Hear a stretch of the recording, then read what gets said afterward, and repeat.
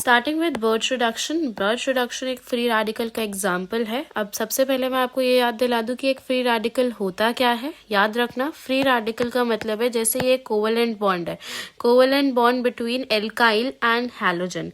अगर मैं एक हैलोजन और एल्काइल के बीच का कोवेलेंट बॉन्ड को क्लीव करती हूँ, क्लीवेज कराती हूँ, बेसिकली तोड़ती हूँ, तो जब मैं तोड़ूंगी तो बीच में ये जो इलेक्ट्रॉन का पेयर यहाँ पे प्रेजेंट है, वो इलेक्ट्रॉन का पेयर क्या होना चाहिए, इक्वली डिवाइड होना चाहिए। मतलब इक्वल इलेक्ट्रॉन मेरे कार्बन को भी मिलेंगे, इक्वल इलेक्ट्रॉन मेरे हैलोजन को भी मिलेंगे। जब इक्वली शेयरिंग होगी मेरे इलेक्ट्रॉन्स की between this carbon and halogen, उस टाइम पे मेरा कार्बन और हैलोजन क्या बन जाएगा, फ्री रेडिकल बन जाएगा। पहली बात तो आपको ये याद रखनी है।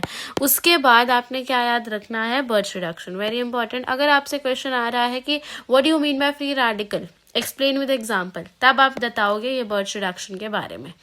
या फिर डायरेक्ट नेमिंग रिएक्शन भी आ सकता है। आपने क्या लेना है, आपने एक सिंपल एरोमेटिक रिंग लेनी है। वो एरोमेटिक रिंग के अंदर आपने क्या डालना है, मेटल डालना है। सबसे पहले आप एक मेटल डालेंगे, मेटल के साथ लिक्विड अमोनिया डालोगे। इतना एक ये वाला रिएजन याद रख लो, मोर देन इनफ। मेटल के साथ लिक्विड अमोनिया, जैसे ही आपने मेटल के साथ लिक्विड अमोनिया डाला, वो क्या बनाएगा, साइक्लोहेक्साडाइईन। क्या बनाएगा, साइक्लो का मतलब एक क्लोज्ड रिंग, हेक्सा मतलब कि 6 कार्बन की रिंग है, और डाइईन का मतलब है कि इस पे 2 डबल बॉन्ड्स अटैच्ड है। कौन कौन से, फर्स्ट और फोर्थ कार्बन पे।